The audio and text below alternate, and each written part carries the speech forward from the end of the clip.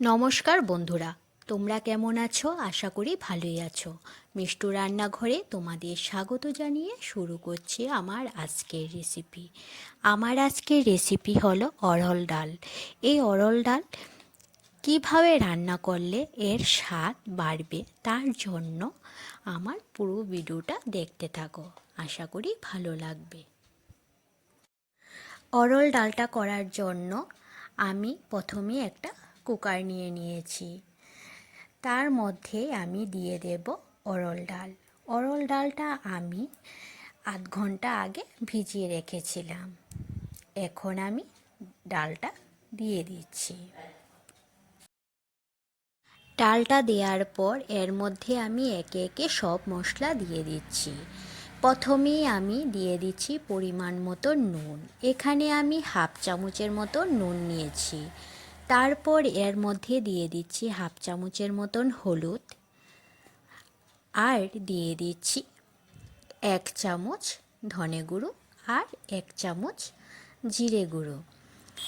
জিরে ধনে গুঁড়ো দেওয়ার পর এখন আমি এর মধ্যে দিয়ে দেব 3টে কাঁচা লঙ্কা আর টুকরো করে রাখা পেঁয়াজ, ছোট বাটি 1 বাটি, আর দিয়ে দেব 1 চামচ আদা কুচি আর 2 চামচের মতো রসুন কুচি।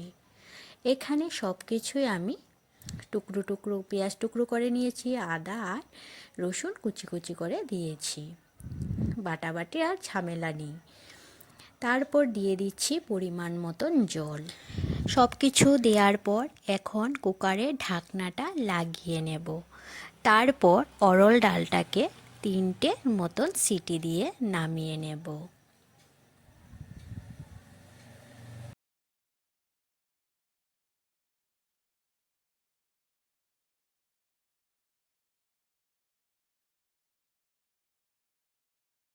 তিনটের মতন সিটি পড়ে গেছে। এখন যতক্ষণ পর্যন্ত কুকারের ঢাকনা আপনি আপ খুলছে না ততক্ষণ পর্যন্ত অপেক্ষা করতে থাকব। ডালটা খুব ভালোভাবে সেদ্ধ হয়ে গেছে। এখন ডালের কাঁটা দিয়ে ডালটাকে ঘেঁটে নেব। ডালটা আমি এমনভাবে ঘেঁটে নেব যাতে সব ডাল না ভেঙে যায়। অড়হর ডাল পুরোপুরি প্লেন করলে খেতে ভালো লাগবে না। এখন আমি ডালটা ঘেঁটে নিচ্ছি ডালের কাঁটা দিয়ে।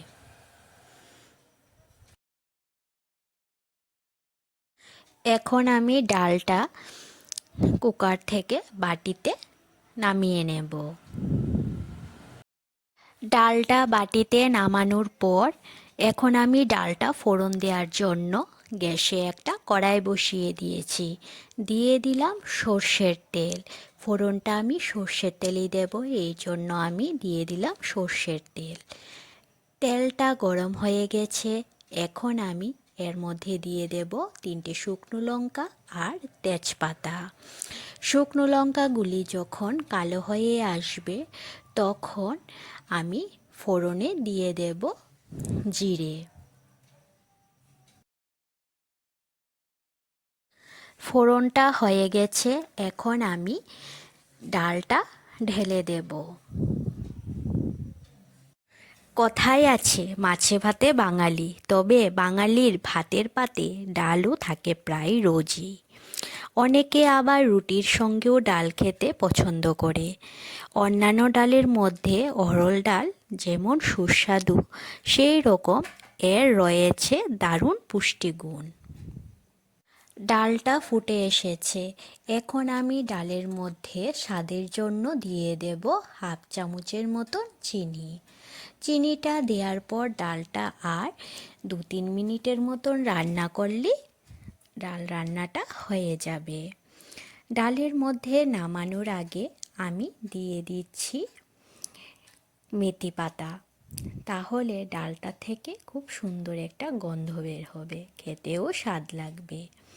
আমার এই রেসিপিটি তোমাদের কাছে কেমন লেগেছে তোমরা অবশ্যই আমাকে জানাবে। ডালটা আমার হয়ে গেছে। এখন আমি ডালটা বাটিতে নিয়ে নেব। আমার রেসিপিটি যদি তোমাদের কাছে ভালো লেগে থাকে তাহলে লাইক আর সাবস্ক্রাইব করে দেবে। আর আমার ফেসবুক পেজ মিষ্টু রান্নাঘরে এই পেজটি ফলো করে দেবে। ফেসবুক পেজের লিংক আমি ডেসক্রিপশানে দিয়ে দিয়েছি।